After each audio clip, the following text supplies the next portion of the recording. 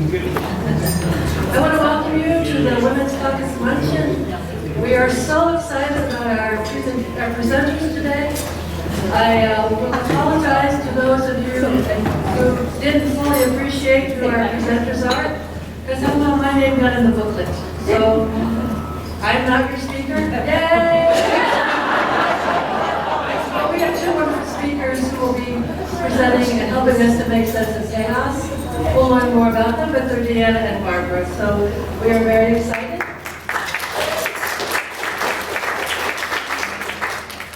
I have some announcements before we do some other introductions, and you can help me if I've forgotten any. We have our ongoing auction, and we have lovely items, lovely parting gifts, think Christmas, think birthdays, think anniversaries, and so most of them have a flexible price, a suggested price. The one firm item is Barbara has a book. So Barbara has published a book, and she'd like a minimum of $17 on that one. But everything else we can negotiate. And please take things home. Because the steering committee members all flew here, and we don't know how we're going to get all home. And same for me, I flew to Delta, and their baggage fees are really high, so I bought these books all in my carry-on. So if you buy one, that will really help me for the trip. There's been a little confusion about the BMC worship. I think the booklet says it's this afternoon. My understanding is it's actually tomorrow afternoon. Is that correct? That's correct. Thank you.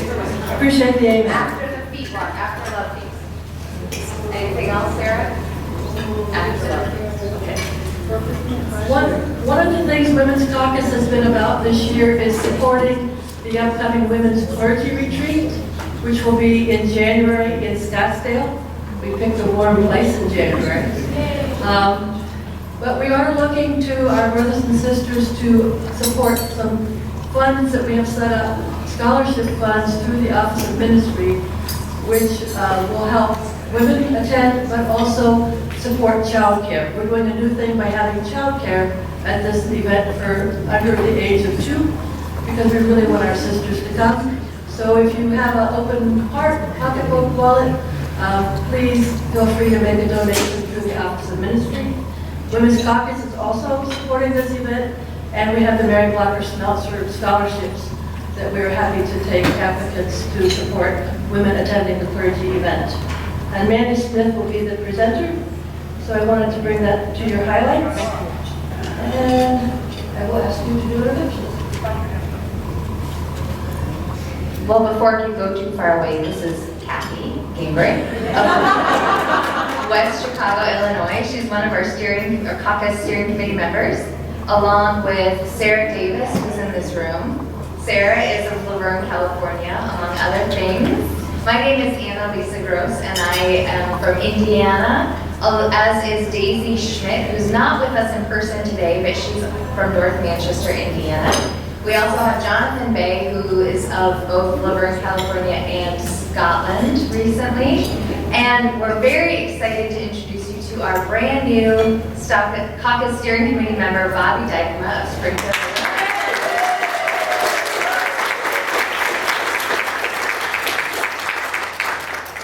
And you can learn more about what caucus people are thinking, or what we've been reading, or what we're encouraging in the church by signing up for femailings.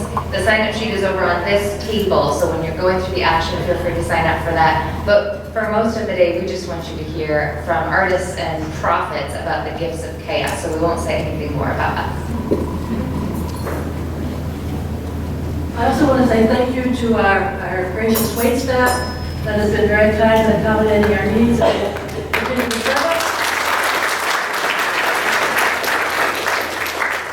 want to say thank you to Edson, who has agreed to videotape us, because we want some of this recorded. So thank you, Edson. And let us pause for a moment to especially give thanks for our gathering in this meal. Gracious and loving God, we thank you for these places where we can come away for a few moments, reflect upon our particular role as women and men in this church. We thank you for helping us to find the fertility and the birth and the opportunities that are in chaos. We thank you, God, for this food that has been prepared for us so generously and graciously. And we thank you for those that were pioneering voices that imagine a church more inclusive and welcoming of women. And we hope to carry that vision forward in the work that we do. We thank you for your love, your care, your graciousness, and the blessings that you give us daily. Be with us, we pray. Amen. Amen. Please enjoy your meal. Please participate in the auction as freely as you want, and we'll let you know when the cutoff is.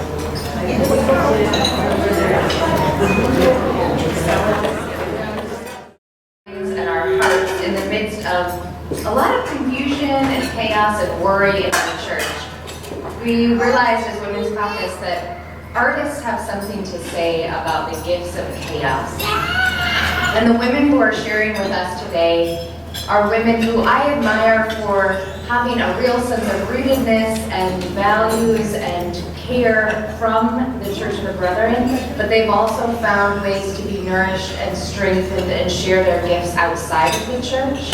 And we need to listen to women who have done this. So we're going to hear from both Barbara and Deanna, woven a bit throughout the rest of our time together, but we'll begin with Barbara, so let me tell you some details about Barbara first. Barbara West is the granddaughter of Lucille and Dan West, and Mary and Ralph Smeltzer. She's also the niece of Ken and Bonnie Klein Smeltzer and the daughter of Marty. She is surprised to find herself not in the church, her words, having come from families who devoted their lives to it. She is also surprised to not be working for societal change or social justice, as most of her family has done both in and outside the church. Instead, Barbara works as a wound ostomy continence nurse, doing small-scale things like cutting toenails. She started 12-step work in 2001, working on issues related to relationships, sex, and codependency, which led her to become a Buddhist in the Shambhala lineage. Thanks to her Uncle Ken's Song and Story Fest, she rediscovered Brethren community 6 years ago. This homecoming and the fest's compelling mixture of artist and audience has catalyzed her work as a poet, author, and performer. And Barbara recently has won some international film festival awards. See her after our luncheon today to get your book signed. Thank you, Barbara.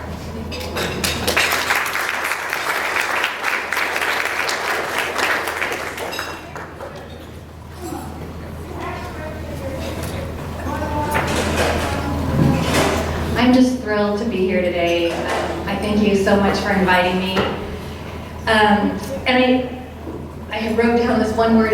The word is groundlessness, and it's a word we use in Buddhism a lot. And so I think it's the closest equivalent we have to chaos. And for Buddhists, groundlessness is just simply a fact. Like anytime we perceive we have ground under us, or we perceive we have order in the universe, that's actually a misperception. So I invite you to celebrate groundlessness. And so anytime we're experiencing chaos, that's a gift that we are actually closer to the reality of our situation. I had a very carefully rehearsed set, but then there's been events in the last 24 hours in the last week. So my set is much more chaotic than what I had planned. Most particularly, I got to meet with my sponsor on Monday, and I hadn't got to see her since March because of my work schedule. And some things came up from that meeting. Her name is Cheryl, so I'm going to be referencing Cheryl, my sponsor. And also, Annalisa's piece in the emailings was very inspiring to me. I got to see it last night, and it was about water and turbulence and fear and wind. And I'm a windsurfer, and so I'm going to be referencing that as well. And then also, I did come to the worship service last night, and so there's things from that as well. But I'm just going to start off with a poem. This is a short poem. The title is Dunkard, and it talks about my relationship to the church and also my lack of connection to the church.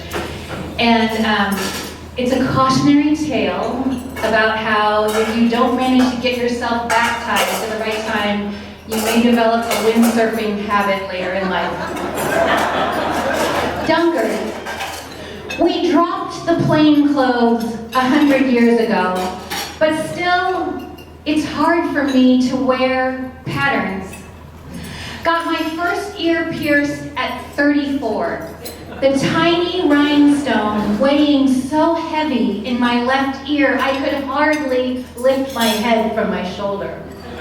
I think of our ancestors immersing in the freezing creek at Christmas. As a child, we moved too often and always to a town with no church, so that I came of age without that ritual. But now I can see why I am out on the water, on the old wide board, tiny sail jerking crazily in my hands. I'm up and flying 1 second, then catapulting forward, slamming underwater. I come up smiling, blessed, joined, belonging.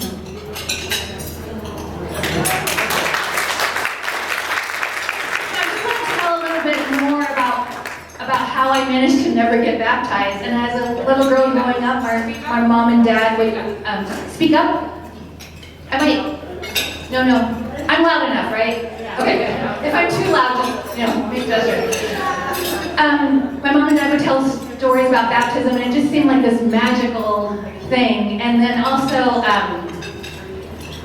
we did live in Fort Wayne one year, and I got to go to the Beacon Heights Church when I was 7, and my mom took me to Love Feast, and Guy Wampler was the pastor then. I just loved going to that church, and Love Feast was something you could do if you were baptized, so I looked forward to that someday. And as I got to be 12 and 13, we weren't connected to any local church, but Ken and Bonnie were supportive, and they would say, Barbara, if you want to get baptized, we will help you find a way. We'll help you to connect to some congregation or take a class, and it can happen. So the summer I was turning 14, we went to annual conference because my mom and grandma were involved in Womaens Caucus, and it was in Pittsburgh. I think it was 1981.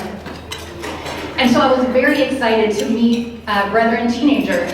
And there they were. They looked like regular teenagers. They didn't have prayer caps or beards or anything. They weren't particularly thrilled to meet me, but I was very excited to meet them. I learned the word PK, which stands for Preacher's Kid, and so I was trying to fit in. But in our youth room where we did our arts and crafts, there was a sign on the wall written in like 1981 cursive, and it said, Jesus is the only way. And I looked at that sign and I said, I can't do it. I will never be part of this. And I talked to my mom about it in the hotel that night in Pittsburgh, and she said, well, Barbara, that doesn't represent who we are. That's not the kind of brethren we are. I said, I know, Mom. I know that's not, you don't believe that, and you have friends that are Buddhist and Jewish, and you don't think Jesus is the only way for everybody. But I can't be part of anybody who would even let that sign be on the wall. So that was the end of my hope of being brethren. And so it was just interesting. Last night, I got up a little bit before 4 a.m. and I was pretty tired, but really excited to be here, and I wanted to come and get a feel for things before staying at our friend's house out in the woods. And so I went to the worship service, and I was excited about the title because it was Pedicures, Preparation, and Proclamation. And since I've done foot care, that's been my way to connect to Love Feast. I literally wash people's feet for a living, and I find there's a blessing in that. So anyway, I knew culturally it was kind of a stretch, and the preacher was talking about that the Bible is not open to interpretation. It doesn't have to do with cultural context, and I was like, okay, but I'm hanging there, I'm feeling kind of tired. And then he said, Jesus is the only way, and I was like, oh, now I can leave. So I did. I got to visit our friends much earlier. But it was just interesting that it was the exact same phrase, that's why I left when I was 14. So I pray that someday I will be capable of staying in a room when somebody says Jesus is the only way. I pray that someday I would want to stay in that room, and I appreciate that all of you have stayed in that room for decades. I pray that I could simply see the pain and fear that must be behind that statement on some level. And I pray that, as Annalisa said in her article, that I could see my own fear in that moment. That I could have that split second where I could see my fear before it turns into anger. I'm not there yet, but I pray that someday I could be there. So I just want to say, Cheryl, my sponsor, talked about, well, I'll just give you a little more background on Cheryl. So Cheryl and I are from very different backgrounds. She's been doing 12-step work for 30 years. Her husband's in the program also. And when she has bleach blonde hair with lots of curls and looks, kind of like Dolly Parton, like that level of makeup. When I drive to her house, it's in a faraway town, in a gated community. The houses are almost all the exact same color of beige, and the only way I can tell which one is her house is because there's a fire hydrant across the street, and on her front lawn is a sign that says U.S. Marine Corps family. Cheryl is a devout Catholic. Her husband was in the Marine Corps. Her grandson just finished boot camp. They're very proud of him. She's a conservative Catholic, and I'm pretty sure she voted for Trump. But that doesn't diminish the fact that Cheryl and I love each other very much. We've been working closely together for 3 years, and she demonstrates unconditional love in every interaction more than anybody I've ever met. So when Cheryl was asking what I'm doing this week, I'm like, well, I'm getting ready to fly to North Carolina. And I said there's a cultural division in our church. It's kind of similar to you and me, but it's not as easy for people to get along outside of your living room. And so she had a few things to say. Well, one, she was talking about fear, and she likes to say courage is fear that has said its prayers, so I just wanted to share that with you. And Cheryl talks a lot about preparation, that we can't know what's going to happen, and we need to let go of control. We need to detach from the outcome. And so she talks about preparing herself and making herself available for whatever comes. And I really felt that resonated with the song last night, the I Want to Be Ready song. So I really appreciate that offering from yesterday evening. And I'll just say too, there's one other quote from Cheryl. Cheryl's latest thing when she's coming into conflict with somebody is she's learning to automatically say in her head, and maybe I can learn this someday, God bless them and change me. So when you're struggling with somebody, you're face to face, and you want, please, can you stop being crazy? Can you stop whatever? But instead to say, God bless them and change me. So I just learned that on Monday, so I wanted to share that with you. Should I take a break here? I'm doing my piece in several different chunks. Or I could go into the next poem. Let's go ahead. Should I just go? I'll do my next big chunk. Okay. All right. So this is the hardest part of what I'm going to do today, you guys. This is like a 7-minute long poem, and I do have to say this has to do with detaching from the outcome. It's called "We Lost," and I wrote it on Martin Luther King Day, the week that Trump was about to be inaugurated in 2017. And I want to say the way that I connect this with the Church of the Brethren is through Ken Gibble's article in the Messenger about 5 years ago, What Good is Prayer? And that little article, I don't think I've ever met Ken Gibble, so someday I hope to meet him. But it talked about the only true prayer is, thy will, not mine be done. And that in 12-step work, step 11 is sought through prayer and meditation to improve our conscious contact with God as we understood God, praying only for knowledge of God's will for us and the power to carry that out. And so even as a Buddhist, I am working towards that prayer, thy will, not mine be done. And when you lose in a big way, it's a great opportunity to detach from the outcome. So this is We Lost, and I went to this Martin Luther King Day service at a Unitarian church. I had been very, very sick for the entire month of January, and I hadn't been sick in like 6 years. So it was very humbling, but I was just barely well enough to go to the service. I sobbed through the entire thing. And when I came home, I wrote this poem, which is a big, long, messy, chaotic poem. And the poem is basically the cliff notes to that service. So if you weren't there in Davis in January 2017, this is my summary of it. You'll hear echoes of Rumi, Hildegard, Van Bingen, and I start out with a few opening lines from Elizabeth Bishop's poem, One Art, and near the end are some lines from Janine Canaan's Our Lady. We lost. Lose something every day, except the fluster of lost door keys, the hour badly spent. The art of losing isn't hard to master. Then practice losing farther, losing faster, places and names, and where it was you meant to travel. None of these will bring disaster. We lost. Not only are we not the MVP, not only did our team lose, we're out of the playoffs, not even in the running, and there is no inbound play with 3 seconds on the clock left to play. There's just time to say, we lost. Be still, be together, and watch. Turn up the lamp, breathe, and never give up. Even as we now do nearly nothing, things will unfold, and we trust we'll be moved to respond when the time comes. Now is not our time, we lost. We sit, we grieve, we watch. We are no longer golden or better than. We have failed to win. Pushed too fast? Perhaps we exceeded the sound barrier, the speed of light, the limitations in place to keep safety a constant. Simply know now, all will be well through whatever horrors are to come. We will respond with civil discourse in the face of the uncivil. We will remember basic goodness in the face of aggression. We'll develop capability of loving so much, loving till it hurts so good, hurts to touch, touches the hurt, whispers good, the good that hides as a kernel inside everyone. We are so convinced of this, we will keep risking our soul life in this bet.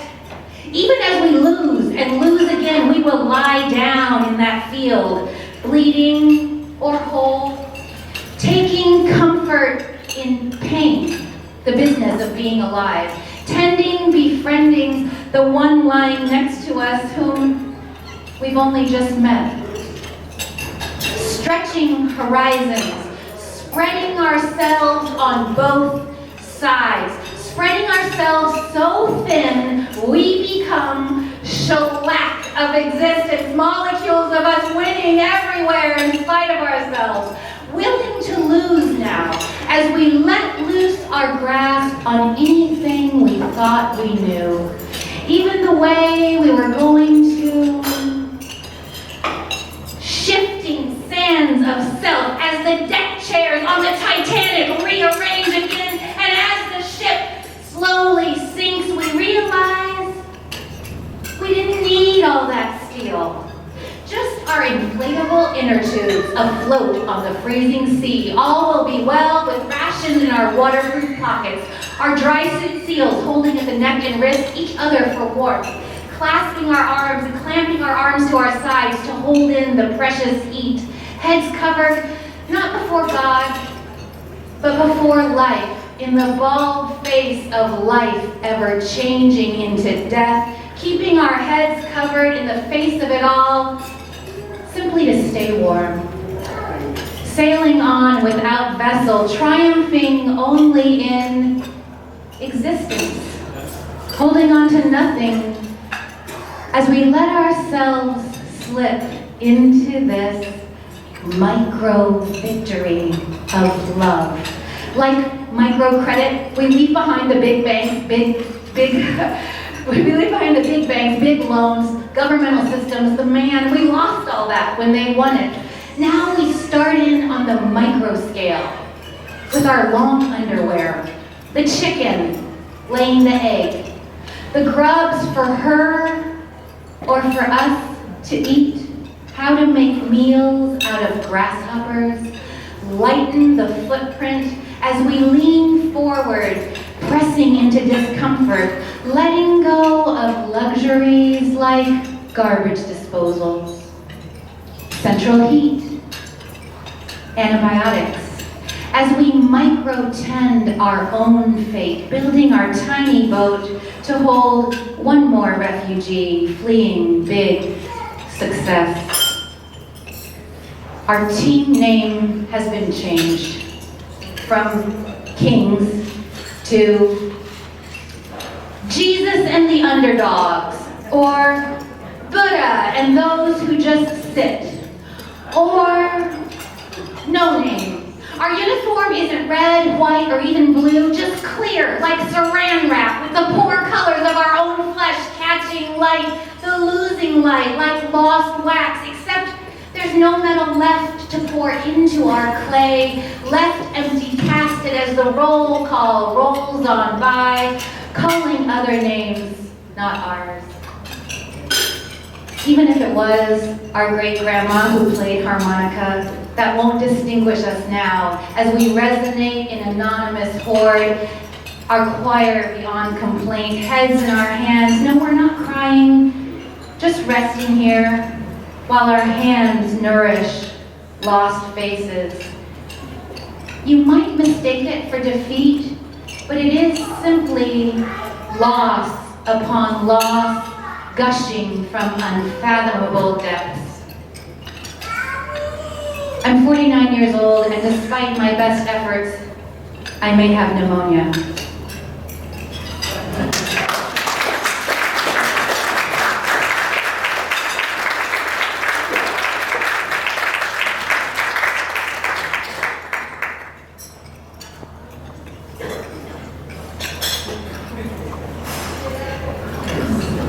Thank you, Mark. I will continue to hear from you again in a little bit. One of the things we always do at this annual luncheon is recognize the friends and mothers of Caucus. Whenever we meet by phone or when we have our annual meeting as steering committee, we look back at what the women have done, the courage, the strength they had to be the visionaries that created Womaens Caucus, and we look ahead at what we hope to be in 5 or 10 years. And then we talk about where we are right now. And so one of the things I'd like to do is ask if there's anyone in the room that has previously been a friend of Caucus or a mother of Caucus recipient. Could you please stand?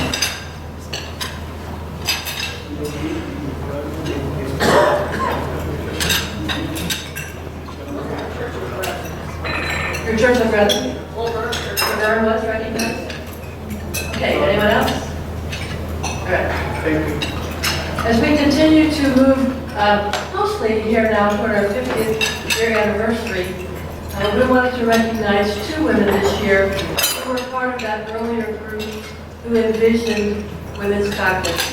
One of those that we're recognizing today is Sandra Simmons. Sandra could not be with us, but she sent a representative from her church who was here, and so I'll ask her to come forward.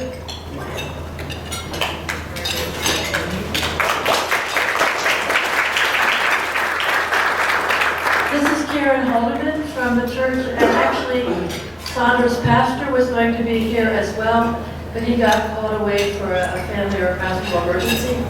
So we had talked about his being here as well. But he assured me that they would recognize Sandra when the award, and everyone gets together at the church again. So go ahead, please. Thank you for welcoming me to your gathering on Sandra's behalf. I don't know that anyone from our congregation knew that Sandra was going to be recognized. I don't know if Sandra knew she was going to be recognized. But when I left a phone message to her yesterday, inviting her to email me some words to share with you, she was quick to do that. And so I will be reading her words now from Sandra. I'm honored to be recognized for my time as a member of the Womaens Caucus Steering Committee. During that time, I learned as much as I informed and gained more than I gave. Progress toward equality has been slow and often disappointing. Political advantage is still grasped to the detriment of fairness. God is still imagined as male. But Womaens Caucus has been sand in the gears of business as usual. Caucus has continued to speak out and to call the Church of the Brethren to be a church for the sisters equally. I am happy to have been a part of it.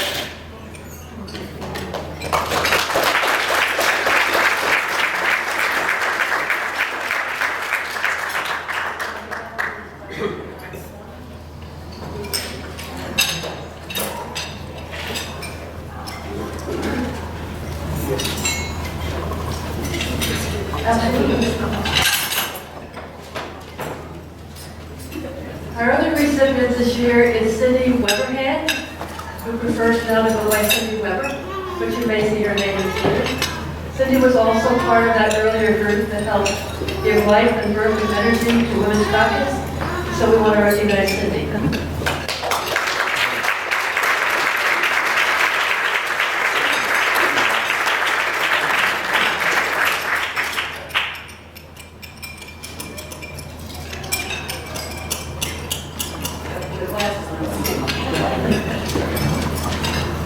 I'd like to thank the Womaens Caucus for their recognition of my early work in the caucus. I too feel very honored. It's interesting to me this week how several things I heard you plan to say, kind of in the theme of stuff I've already have heard, that I'm going to say it anyway. I was new to the Church of the Brethren, and I was told to seminary 46 years ago, in 1973. At that time, I never thought of myself as a feminist. In fact, even though I had been accused of being one. I started attending the annual conference right that year, and when I began seminary. So I was curious about these women's groups that were forming and attended the meetings. When I went to the first meeting, I was appalled. I could not believe this. The women sitting in a circle were strategizing about the upcoming moves to make about the thing they'll be talking about a little later. Later I joked, all that was missing was a smoke-filled room and cigars. Somebody else remembers that too. However, it turned out that there was a lot of wisdom, Holy Spirit in that room, and I was very impressed. Mary Blacker Snelcher, Beth Lick Raymond, Mary Klein Dietrich took me under their wings and mentored me by helping me become a new pastor to find my voice and take my stand alongside of all of them for more inclusion in the church.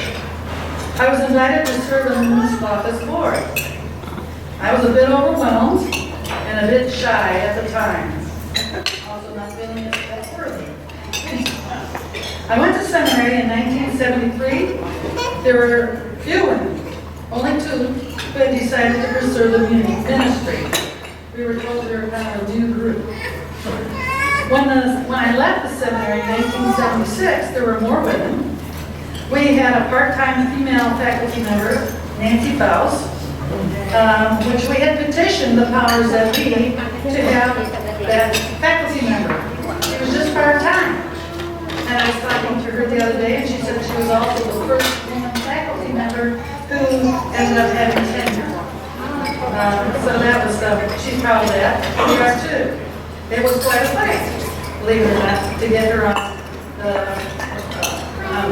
but there was good people fighting for her, and several of us are still alive today.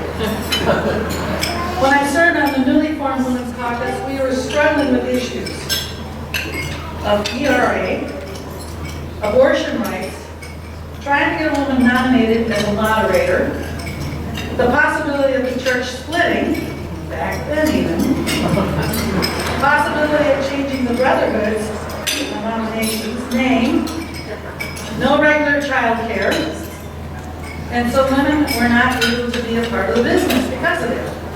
We had to prioritize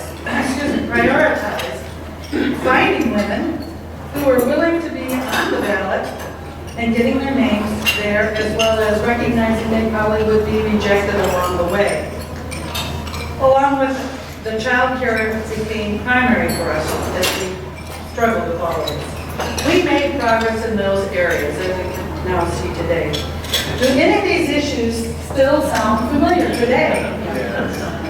We made some progress with inclusive language in the worship services. However, over time, it seems like we have slipped. There's a real fondness to call God He, and all the verbiage that goes with that, in my handwriting, and not to recognize the fullness of God, and to use patriarchal language like kingdom. I'm so sick of kingdom. It is not if you have to look at the context, obviously. There was in the 1980s and 90s an effort to change the denomination's name. And then, by then, there actually was some really good names. We were no longer calling it the Brotherhood by this time. But we actually had good suggestions of what those names might be. Any of you remember any of those names? Church of Reconciliation. Well, there was one now. I can't remember myself. They're too old. My mother helped work on them. Almost every year there was a query about abortion. It's sickening. And until about the 1990s, and then the church switched over to sexuality as the main issue that there was a query about every year. I've known more than a few that have left the church because of all the politics involved with these issues, which have continued on until this day. I would like to challenge those here today to continue the good fight for creating a more inclusive church and recognition of all persons of that to be of value, no matter if they're male or female, of recognizing or their sexuality or born to a different race or culture. We all are God's children and deserve to be working in the church together to live out the dream of our early foremothers, and I believe what the New Testament teaches us, to love one another and to live in faith and not in fear. God loves us all. The church needs to be a reflection of God. What will happen if we do persist and insist on the continued changes of our denominational name, inclusiveness and using inclusive language and having inclusiveness taught at seminary and in trim, and use the annual conference using that language also in our annual conferences and churches. What would that be like? God is the center of all things. If the center is seen as male, what does that say about anyone who isn't, and often white people? And what does it say about the rest of us? We need to really change our language. It's at the center, it's at the core. And yet I continue to hear, even in churches that are progressive, God, He, kingdom, etc. And I don't hear a lot of effort at creating that change. If we change our language, it's an interesting thing about language. If we change our language, things change. When I was a young child, I went to my mother and I said, I just can't deal with a friend. You're having an argument. I just can't deal with her. I just can't deal with her. So my mom says, well, maybe you need to stop dealing with her and you got to relate to her. Simple word change, and it made all the difference. It made all the difference because I realized it feels like cars, very cold, very indifferent. Relating is very warm and so forth. It's the same thing with the word God and how we use the word God or whatever word we use for the higher power. We need to look at our language and really make an effort in all our churches and the denomination to change it. That's my challenge to us all.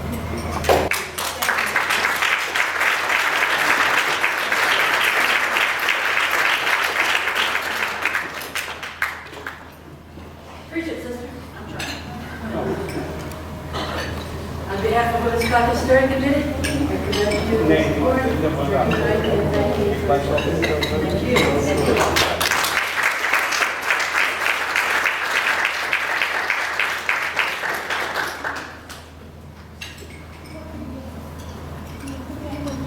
Go ahead and revisit the auction if you'd like to. And I also want to strongly encourage you to make sure all the desserts get eaten and not thrown away. They're quite delicious. And now I have another delicious treat, which is to introduce you to Deanna Brown. Deanna was raised in the cross currents of Brethren-ism. She was ordained in 1985, and for nearly 3 decades, she's served the church both on campus and in congregational settings, including co-directing Brethren Colleges Abroad in South India in 1999. And there's somebody else in the room who might have been part of that too. Deanna is currently founder and facilitator of Cultural Connections, an international multicultural pilgrimage for women in the U.S., traveling to India to participate in transformative justice and healing. And I wonder if anyone in this room has gone on a Cultural Connections trip with Deanna. Excellent. So after our session today, you can talk to any of them or talk to Deanna about these trips. They are transformative, they're intimate, they're spiritually nourishing, and that is a rare opportunity for international travel. So I would encourage you to talk with Deanna about that. But first, Deanna, we look forward to your words of wisdom. Thank you.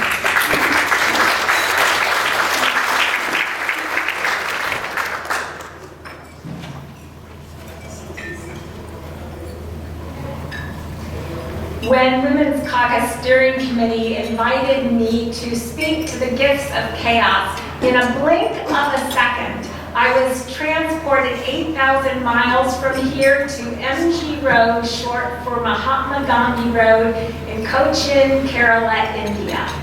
MG Road, where local buses tilted to the side with Indians hanging out of windows and jammed in doorways, where motorcycles carrying families of 4, where bicyclists transporting stacks of metal lunch tiffins, rickshaws beeping incessantly, where taxis, cars, pedestrians, cows, and sometimes even elephants charge forward without benefit of traffic lights, traffic signals, traffic cops, right, left, back, forward. I have to stop and breathe even when I am oceans away just thinking about that scene. This past February, every time we climbed onto our day van, one of our Cultural Connection travelers, Kim McDowell, sat in the front seat, not only because she's tall, but she sat with her smartphone trying to capture a short video of the chaos, knowing that words would never, ever adequately convey the adrenaline-pumping scene before us. Nor can my words today. But this is what I know. The hundreds of times I have traveled thousands of roads in India, I can count on my hand the number of accidents I have seen, and we would call them fender benders. This is what I know. The drivers in India see things I do not see, and they hear things I do not understand. As our lumbering bus goes around a mountain road, a bend, wide enough for only one vehicle, our driver deciphers the volume and rhythm of honks and bellows from an oncoming vehicle in a way to know who has the right-of-way. As our van bursts its way forward on a city street, the driver sees a pattern, a way through that after 20 years of traveling in India and leading dozens of groups, I do not recognize. And this is what I have come to believe. If I keep my eyes focused on that perceived chaos, I am doomed.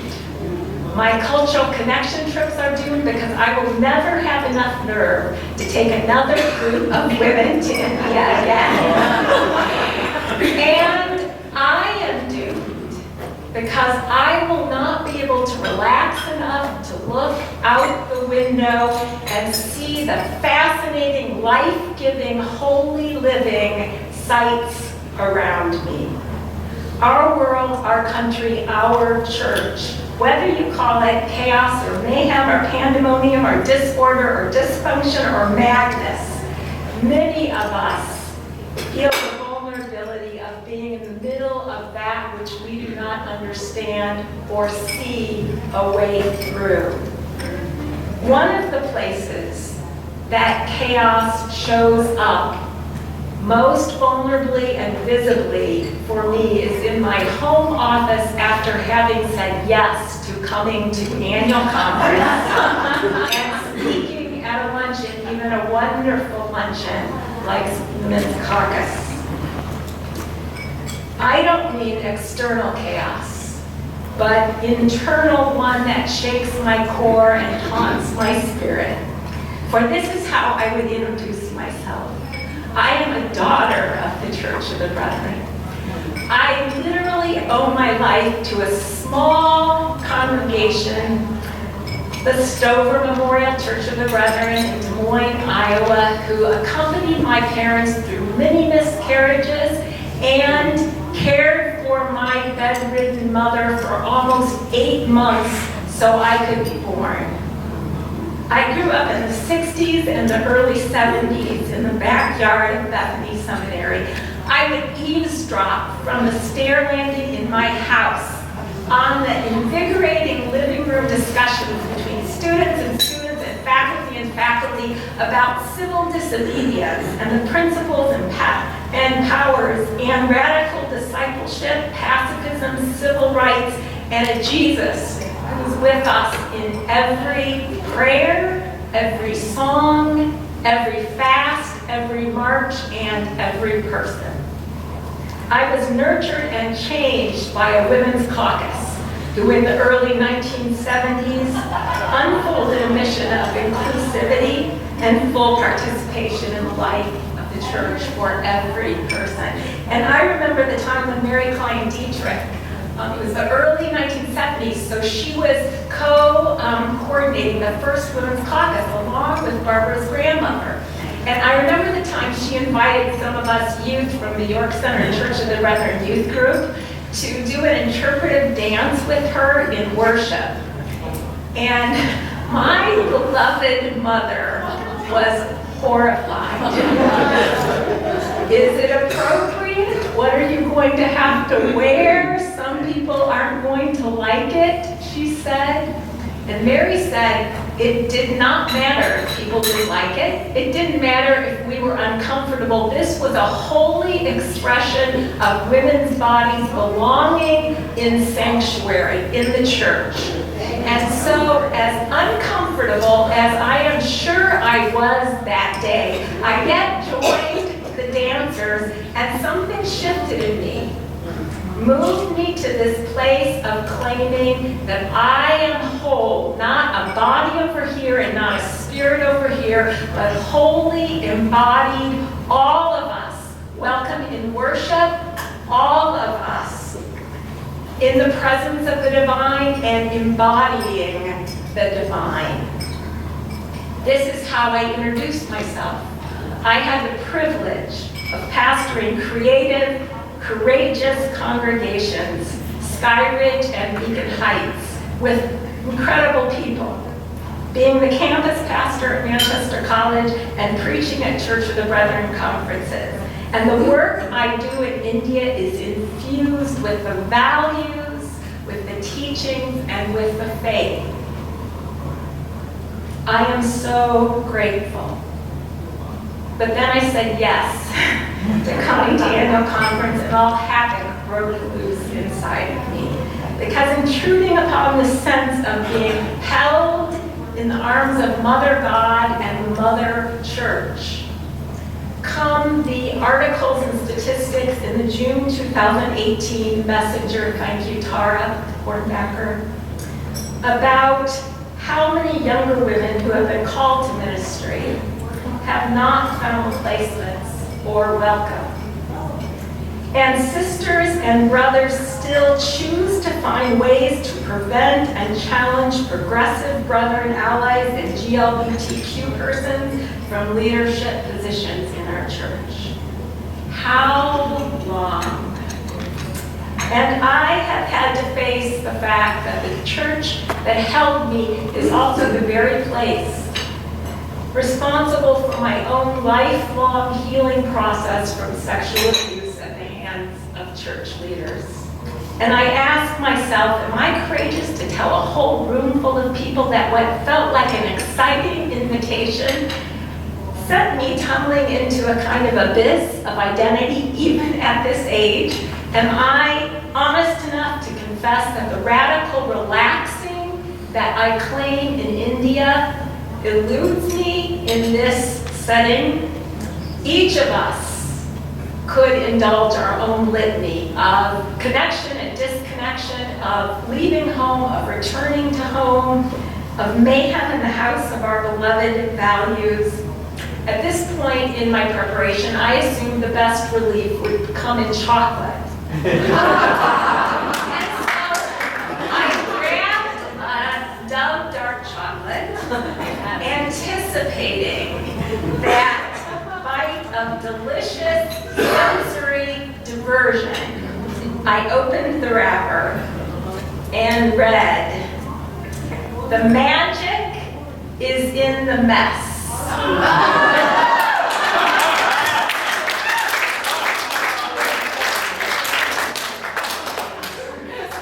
Not having enough nerve to bail on this invitation and realizing that chocolate was no longer my friend. It's good as chocolate. I decided I would invite some other guests into the psyche of my preparations for today, and I want to invite them to our tables right now.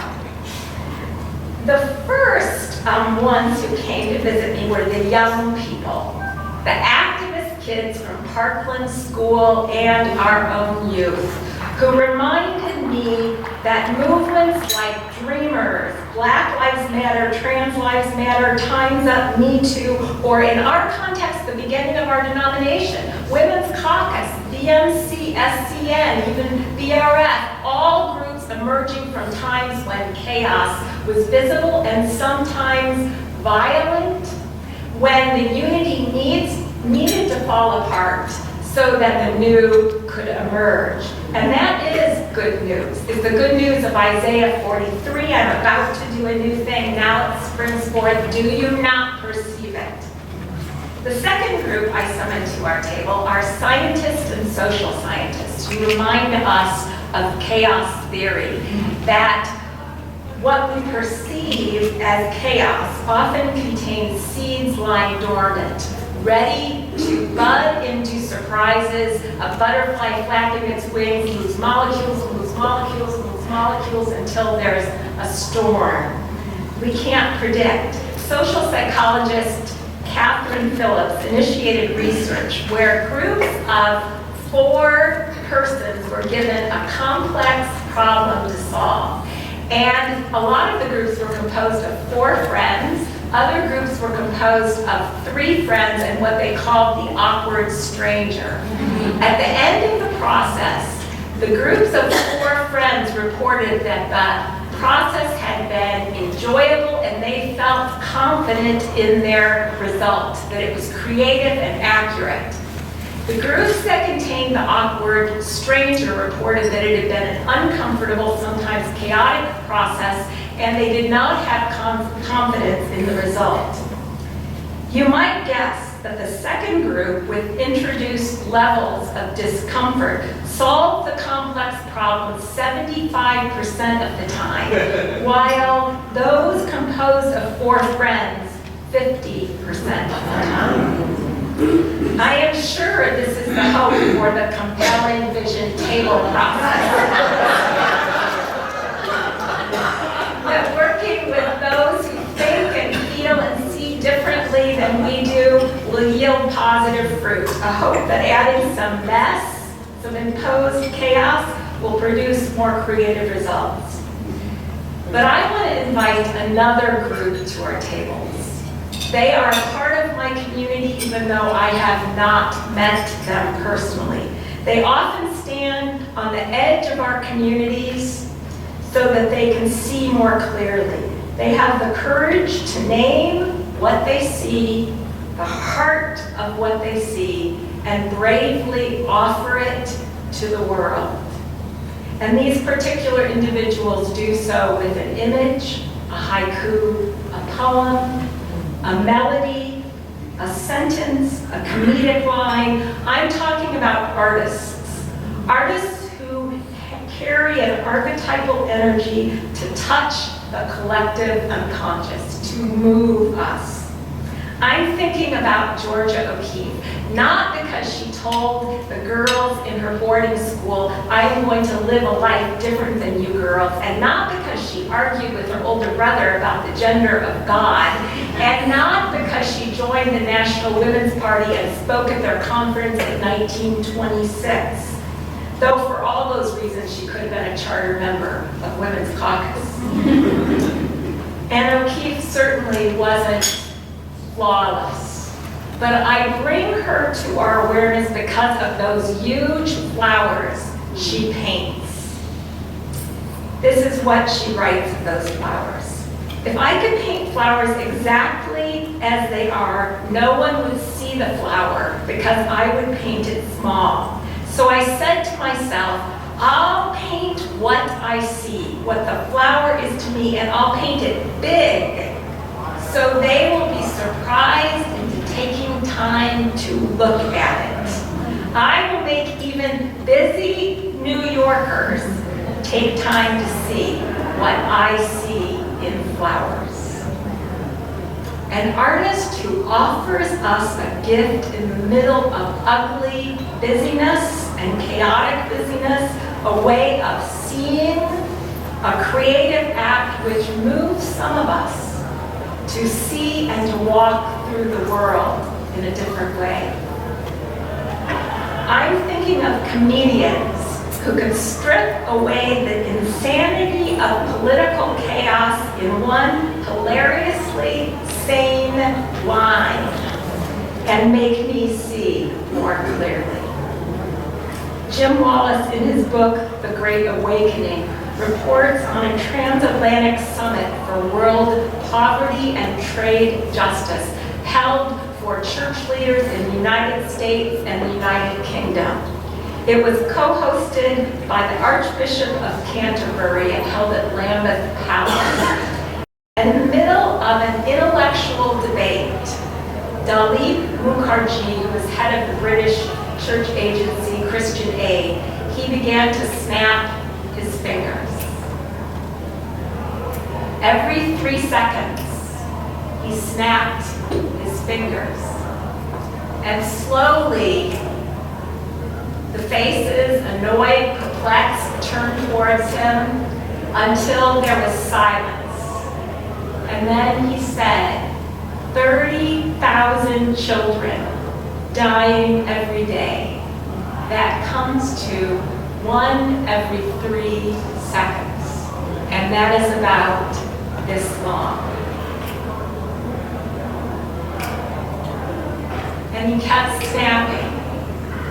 Each death piercing the silence. It was a creative, courageous act that broke through the chaotic talk that day and moved hearts and changed the decision making. When we climb out of our van in India, one of the life-giving, holy living scenes we experience happens at Cultural Academy for Peace, the shelters they run for women and children and survivors of trafficking from ages 14 to 18. And one of the frequent questions that women from the US ask those girls and women is this: what are your dreams or hopes for your life? And usually we hear answers like to be a teacher or a nurse, and we coo and nod our assent. But then one time, Bindu, a young Indian survivor with 2 small children, she stood up and in a clear but shaky voice said, I want to be an auto rickshaw driver. And there was stunned silence on the part of everyone, those from India and those of us from the USA, because it was taboo for women to drive auto rickshaws then. And rickshaw drivers owned their own rickshaws, and they were expensive to buy, to maintain. And here was a woman living at a shelter with 2 small children and an incredibly difficult healing journey ahead of her. Silence.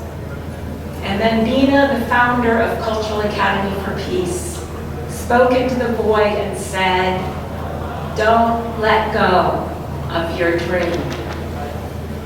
Cultural Academy for Peace staff called a meeting of the police in Cochin and the Rickshaw Drivers Union, and they gathered the men for discussions and training about equality and gender, asking for their solidarity, their support, their protection, and Cultural Academy for Peace began a new project called Women on Wheels.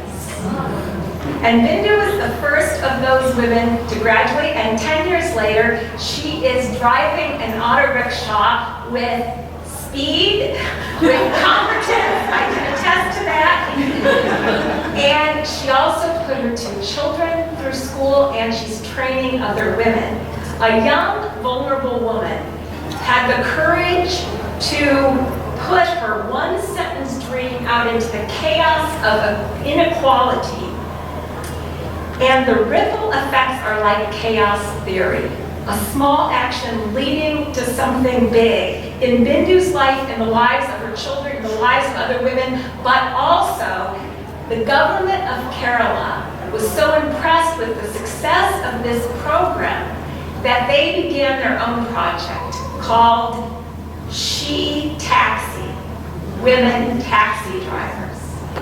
Just an impossible dream, just a snap of the fingers, just a poem, just a painting, no, just about it.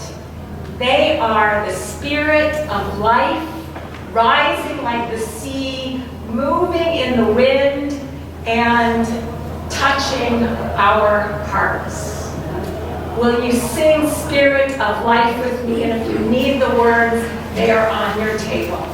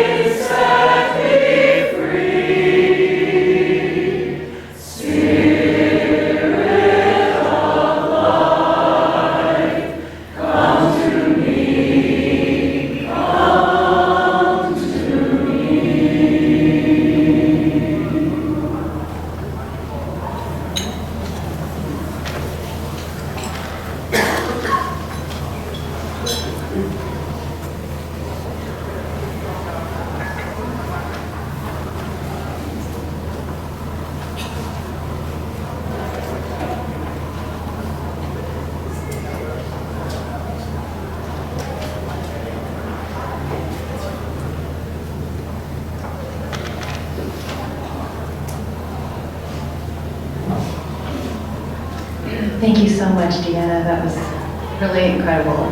Very moved by everything you shared with us.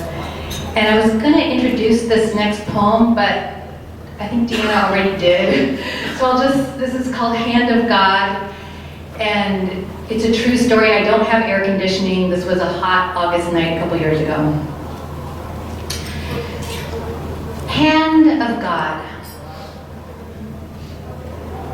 Me, stretched out on sheet, cooling, unsleeping heat. Critical question. Set alarm for 6 a.m. exercise class or extra sleep? unhappy to weigh long-term plan, commitment against immediate weakness, perilous choice, hanging myself in the old anxiety balance, the familiar fret. Then I remember God is in charge, and there will be no mistake, not even by me. I feel the all-forgiving, outstretched hand of God like a parasol above me, benevolent marionetteer, ensuring my stumbling along is actually the Scarecrow Tin Man choreography the moment requires. The latest catastrophe, a pratfall in the elegant clown show of my life. The sheltering hand comes close enough to touch, and then my four-splayed limbs and my head become its 5 digits. Hand of God incarnates as sprawled me. My belly is palm, my spine the dorsum where tendons and veins show God's age. Shoulder blades and hips now the joining knuckles connecting it all.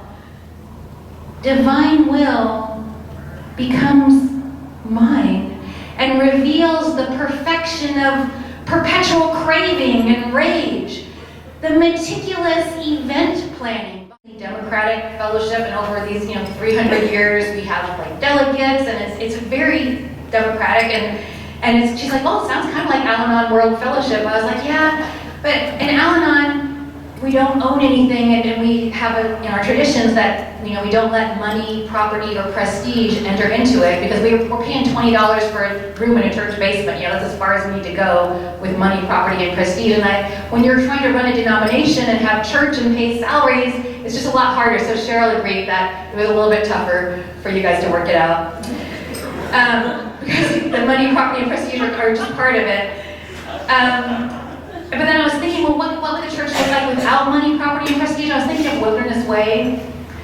But then I also think of, me, the year I got my ear pierced was the year I bought my house at age 34, and I contaminated myself by owning property, by letting go of the vow of poverty that is my heritage.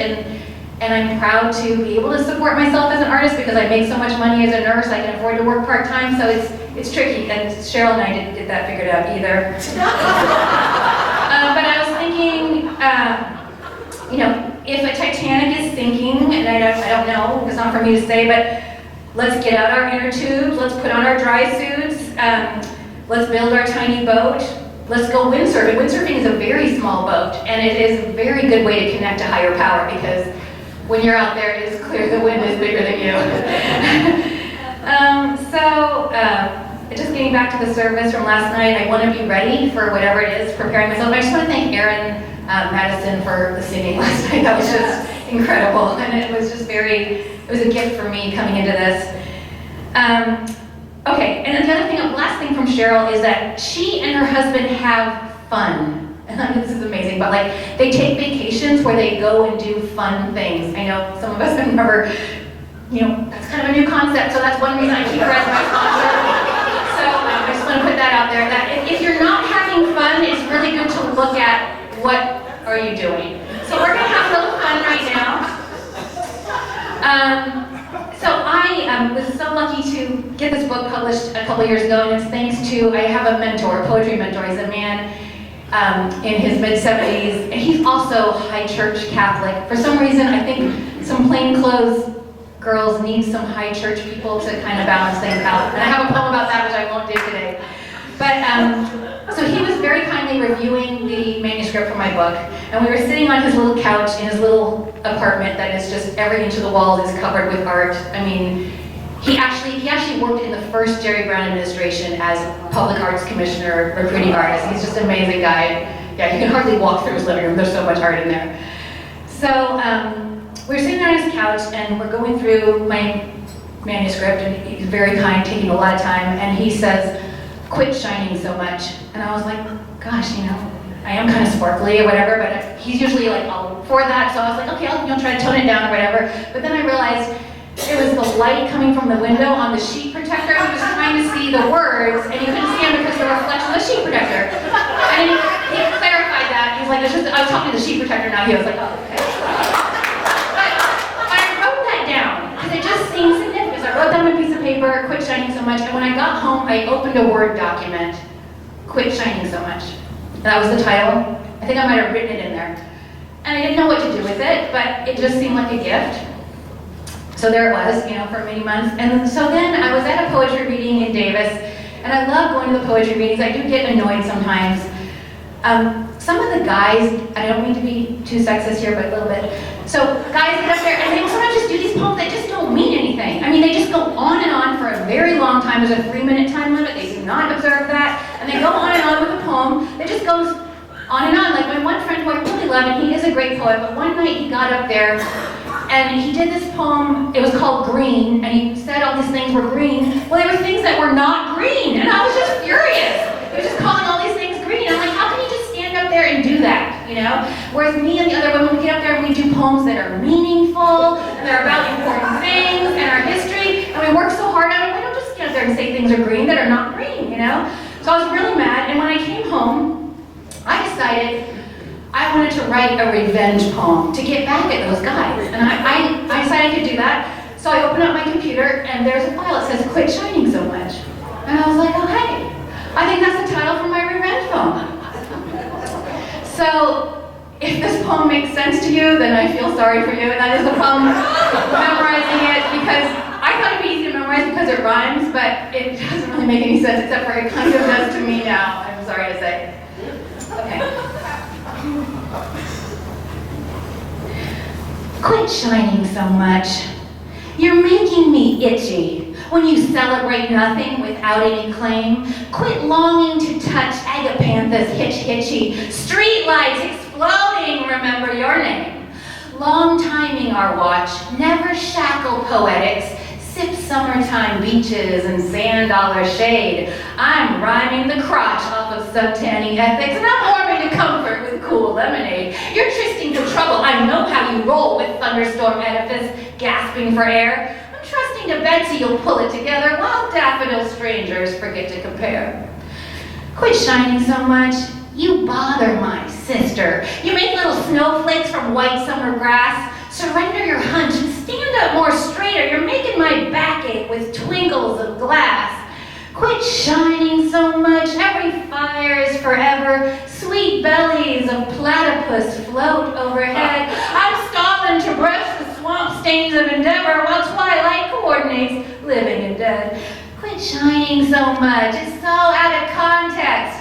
Ripening similes fall at your feet. I'm frightened of such a mixed bevy of oxen. They're all running rampant down all of my streets. Quit shining so much with your sinister belching, your candlestick humor, your festering sore. I'm tired of your touch and your giggling horseshoe. I want to leave all of it outside my door. Quit shining so much. Develop more feeling. Tune into Solomon, where he may be. I'm stepping to rush into cellophane peeling with scissors and apricots filling my tree. Quit smiling so much over leftover sorrow. Half chicken, half mango, half relative ease. I'm staying in touch with what happens tomorrow, and I'm centuries older than you'll ever be. Quit shining so much. Apple dumpling for dinner while ignorant publicans fight with your horse. Infect every barnacle, spike every spinner. Mix it with pepper and snowy remorse. Quit shining so much. Take time to recover. Your polka dot lover reclines on the porch. I'm going to lunch when the buffet is over, then rolling in clover till I pass on the torch.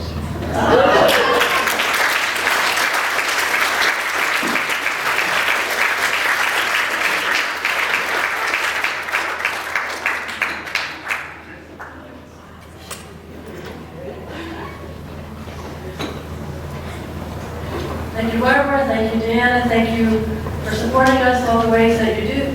Please keep us in your prayers and go out and shine or not.